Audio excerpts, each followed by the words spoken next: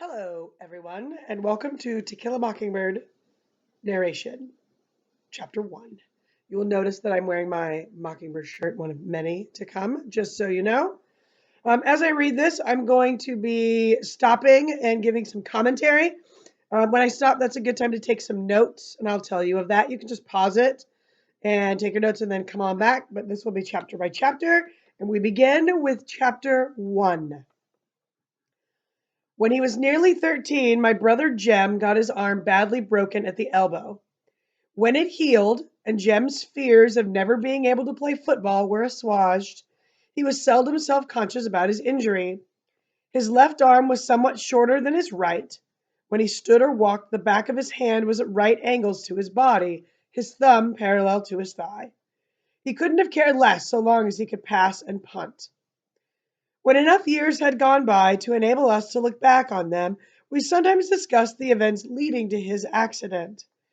I maintain that the Yule started it all, but Jem, who is 4 years my senior, said it started long before that. He said it began the summer Dill came to us, when Dill first gave us the idea of making Boo Radley come out. I said if he wanted to take a broad view of the thing, it really began with Andrew Jackson. If General Jackson hadn't run the creeks up the creek, Simon Finch would have never paddled up the Alabama, and where would we be if he hadn't? We were far too old to settle an argument with a fist fight, so we consulted Atticus. Our father said we were both right. Pause. Okay, so that's kind of like the introduction.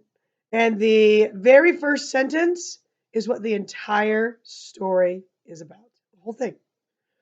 When he was nearly 13, my brother Jem got his arm badly broken at the elbow.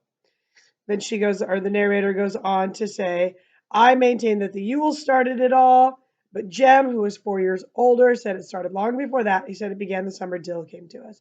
So this whole story, we know how it ends. It ends with Jem, whoever that is, his arm broken. And we don't know how or why. That's the story. And it ends with that, and uh, we get from where it started, and then the story begins. Unpause. The next part is a little bit of history. Being Southerners, it was a source of shame to some members of the family that we had no recorded ancestors on either side of the Battle of Hastings. All we had was Simon Finch, a fur-trapping apothecary from Cornwall, whose piety was exceeded only by his stinginess. In England, Simon was irritated by the persecution of those who called themselves Methodists at the hands of their more liberal brethren, and as Simon called himself a Methodist, he worked his way across the Atlantic to Philadelphia, thence to Jamaica, thence to Mobile, and then up to St. Stephen's. Mindful of John Wesley's strictures on the use of many words in buying and selling, Simon made a pile of money practicing medicine, but in this pursuit he was unhappy, lest he be tempted into doing what he knew was not for the glory of God, as the putting on of gold and costly apparel. So Simon, having forgotten his teacher's dictum on the possession of human chattel, bought 3 slaves, and with their aid established a homestead on the banks of the Alabama River, some 40 miles above the St. Stephen's. He returned to St. Stephen's only once, to find a wife, and with her established a line that ran high to daughters. Simon lived to an impressive age and died rich. It was customary for the men in the family to remain on Simon's homestead, Finch's Landing, and make their living from cotton. The place was self-sufficient, modest in comparison with the empires around it. The landing nevertheless produced everything required to sustain life, except ice, wheat flour, and articles of clothing supplied by river boats from Mobile. Simon would have regarded with impotent fury the disturbance between the North and the South, as it left his descendants stripped of everything but their land. Yet the tradition of living on the land remained unbroken until well into the 20th century, when my father, Atticus Finch, went to Montgomery to read law, and his younger brother went to Boston to study medicine. Their sister was the Finch who remained at the landing. She married a taciturn man. She married a taciturn man who spent most of his time lying in a hammock by the river, wondering if his trout lines were full. When my father was admitted to the bar, he returned to Macomb and began his practice. Macomb, some 20 miles east of Finch's Landing, was the county seat of Macomb County. Atticus's office in the courthouse contained little more than a hat rack, a spittoon, a checkerboard, and an unsullied code of Alabama. His first two clients were the last two persons hanged in the Macomb County Jail. Atticus had urged them to accept the state's generosity in allowing them to plead guilty to second-degree murder and escape with their lives, but they were Haverfords, in Macomb County, a name synonymous with jackass. The Haverfords had dispatched Macomb's leading blacksmith in a misunderstanding arising from the alleged wrongful detention of a mare. They were impudent enough to do it in the presence of three witnesses and insisted that the son of a bitch had it coming to him was a good enough defense for anybody. They persisted in pleading not guilty to first-degree murder, so there was nothing much Atticus could do for his clients except be present at their departure, an occasion that was probably the beginning of my father's profound distaste for the practice of criminal law. Pause. So there's a long sentence there. The Haverfords, a name synonymous with jackass, so they're idiots, had dispatched Macomb's leading blacksmith. That means they killed him. Uh, in a misunderstanding arising from the alleged wrongful detention of a mare. In a misunderstanding coming from the wrongful detention, like who owned this horse. So they were fighting over who owned a horse. The Haverfords killed the blacksmith in this dispute, and they were stupid enough to do it in the presence of three witnesses, and their defense was he had it coming. That was Atticus's first client. So there was nothing that he was going to lose. So basically all he could do for them was watch them die when they were executed. And that began Atticus's profound distaste for the practice of criminal law, meaning he didn't really like criminal law because that was his first experience. By the way, if you can write in your book, please put a box around profound distaste. It's what we call a two-word wonder. It means a wise and a deep unlike for criminal law. It's exquisite language. Continuing. During his first 5 years in Macomb, Atticus practiced economy more than anything. For several years thereafter, he invested his earnings in his brother's education. John Hale Finch was 10 years younger than my father and chose to study medicine at a time when cotton was not worth growing. But after getting Uncle Jack started, Atticus derived a reasonable income from the law. He liked Macomb County. He liked Macomb. He was Macomb County born and bred. He knew his people, they knew him, and because of Simon Finch's industry, Atticus was related by blood or marriage to nearly every family in town. That doesn't mean incest. It just means that it was a small town and everybody knew everybody, and that's how it goes. Macomb was an old town, but it was a tired old town when I first knew it. In rainy weather, the streets turned to red slop. Grass grew on the sidewalks.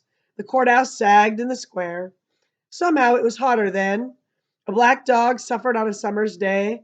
Bony mules hitched to Hoover carts flicked flies in the sweltering shade of the live oaks on the square. Men's stiff collars wilted by 9 in the morning. Ladies bathed before noon and after their 3 o'clock naps, and by nightfall were like soft tea cakes with frostings of sweat and sweet talcum. People moved slowly then. They ambled across the square, shuffled in and out of the stores around it, took their time about everything. A day was 24 hours long, but seemed longer. There was no hurry, for there was nowhere to go, nothing to buy, and no money to buy it with. Nothing to see outside the boundaries of Macomb County. But it was a time of vague optimism for some of the people.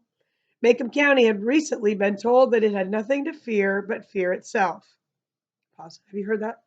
Nothing to fear but fear itself. Famous quote. Do you know who said it? FDR, president at the time.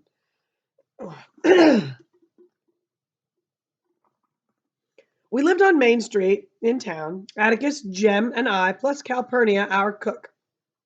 Jem and I found our father satisfactory. He played with us and read to us and treated us with a courteous detachment. That's a two-word wonder. Courteous detachment. Calpurnia was something else again. She was all angles and bones. She was nearsighted. She squinted. Her hand was as wide as a bed slat and twice as hard. She was always ordering me out of the kitchen. asking me why I couldn't behave as well as Jem when she knew he was older, and calling me home when I wasn't ready to come. Our battles were epic and one-sided. Calpurnia always won, mainly because Atticus always took her side. She had been with us ever since Jem was born, and I had felt her tyrannical presence, two-word wonder, as long as I could remember. Our mother died when I was 2, so I never felt her absence. She was a Graham from Montgomery. Atticus met her when he was first elected to the state legislature. He was middle-aged then, and she was 15 years his junior. Jem was the product of their first year of marriage. 4 years later, I was born, and 2 years later, our mother died from a sudden heart attack. They said it ran in her family.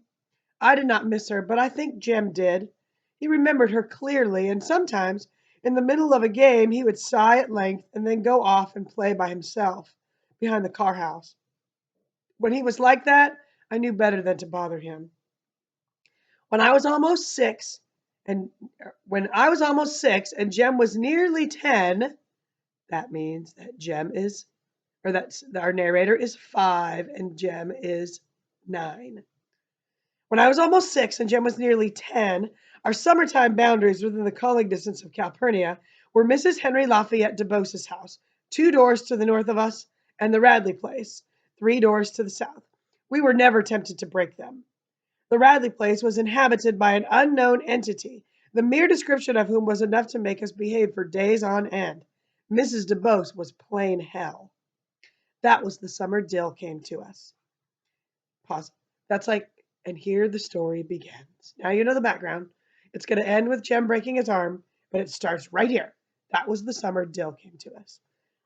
Early one morning, as we were beginning our day's play in the backyard, Jem and I heard something next door in Mrs. Rachel Haverford's collar patch. We went to the wire fence to see if there was a puppy Miss Rachel's rat terrier was expecting. Instead, we found someone sitting, looking at us.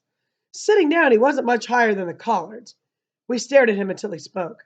Hey yourself, Jem said pleasantly. I'm Charles Baker Harris, he said. I can read. So what? I said. I just thought you'd like to know I can read. You got anything needs reading? I can do it. How old are you? Jem asked. 4.5? Going on 7. Shoot, no wonder then, said Jem, jerking his thumb at me. Scout Yonder's been reading ever since she was born, and she ain't even started to school yet. You look right puny for going on 7. I'm little, but I'm old, he said. Jem brushed his hair back to get a better look. Why don't you come over, Charles Baker Harris? He said. Lord, what a name. It's not any funnier than yours. Aunt Rachel says your name is Jeremy Atticus Finch. Jem scowled. I'm big enough to fit mine, he said. Your name is longer than you are. I bet it's a foot longer. Folks call me Dill, said Dill, struggling under the fence. Do better if you go over it instead of under it, I said. Where'd you come from? Dill was from Meridian, Mississippi, was spending the summer with his Aunt Miss Rachel, and would be spending every summer in Macomb from now on. His family was from Macomb County originally. His mother worked for a photographer in Meridian, had entered his picture in a beautiful child contest and won $5. She gave the money to Dill, who went to the picture show, the movies, 20 times on it. Don't have any picture shows here, except Jesus ones in the courthouse sometimes, said Jem. Ever see anything good? Dill had seen Dracula, a revelation that moved Jem to eye him with the beginning of respect. Pause, that's a great line. That moved Jem to eye him with the beginning of the respect. Dill had seen Dracula, meaning Dill was cool now. Tell it to us, Jem said. Dill was a curiosity. He wore blue linen shorts that buttoned to his shirt. His hair was snow white and stuck to his head like duck fluff. He was a year my senior, but I towered over him. As he told us the old tale, his blue eyes would lighten and darken. His laugh was sudden and happy. He habitually pulled at a cowlick in the center of his forehead. When Dill reduced Dracula to dust and Jem said the show sounded better than the book, I asked Dill where his father was. You ain't said anything about him. I haven't got one. Is he dead? No. Then if he's not dead, you've got one, haven't you? Dill blushed, and Jem told me to hush, a sure sign that Dill had been studied and found acceptable. Thereafter, the summer passed in routine contentment. Routine contentment was improving our treehouse that rested between giant twin Chinaberry trees in the backyard, fussing, running through our list of dramas based on the works of Oliver Optic, Victor Appleton, and Edgar Rice Burroughs. In this matter, we were lucky to have Dill. He played the character parts formerly thrust upon me, the ape in Tarzan, Mr. Crabtree in the Rover Boys, Mr. Damon in Tom Swift. Thus we came to know Dill as a pocket Merlin, whose head teemed with eccentric plans, strange longings, and quaint fancies. By the end of August, our repertoire was vapid from countless reproductions, and it was then that Dill gave us the idea of making Boo Radley come out. The Radley place fascinated Dill. In spite of our warnings and explanations, it drew him as the moon draws water, but drew him no nearer than the light pole on the corner, a safe distance from the Radley gate. There he would stand, his arm around the fat pole, staring and wondering. The Radley place jutted into a sharp curve beyond our house. Walking south, one faced its porch. The sidewalk turned and ran beside the lot. The house was low, was once white with a deep front porch and green shutters, but had long ago darkened to the color of the slate gray yard around it. Rain-rotted shingles drooped over the eaves of the veranda. Oak trees kept the sun away. The remains of a picket fence drunkenly guarded the front yard, a swept yard that was never swept, where Johnson grass and rabbit tobacco grew in abundance. Some people talk about how it reminds them of the house from the movie Monsters. The Monster House? Yeah. Inside the house lived a malevolent phantom. Okay, pause. Malevolent phantom. What's a phantom? A ghost. Malevolent. What do you know in that word? Mal. So inside this house lives an evil ghost, or so they say. People said he existed, but Jem and I had never seen him. People said he went out at night when the moon was down and peeped in windows. When people's azaleas froze in a cold snap, it was because he had breathed on them. Any stealthy small crimes committed in Maycomb were his work. Once, the town was terrorized by a series of morbid nocturnal events. People's chickens and household pets were found mutilated. Although the culprit was Crazy Addie, who eventually drowned himself in Barker's Creek, people still looked at the Radley place, unwilling to discard their initial suspicions. A Negro would not pass the Radley place at night. He would cut across to the sidewalk opposite and whistle as he walked. The Maycomb School grounds adjoined the back of the Radley lot. From the Radley chicken yard, tall pecan trees shook their fruit into the schoolyard, but the nuts lay untouched by children.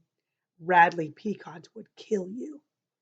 A baseball hit into the Radley yard was a lost ball, no questions asked. I told you it's like Sandlot.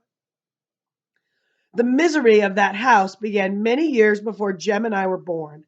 The Radleys, welcome anywhere in town, kept to themselves, a predilection unforgivable in Maycomb.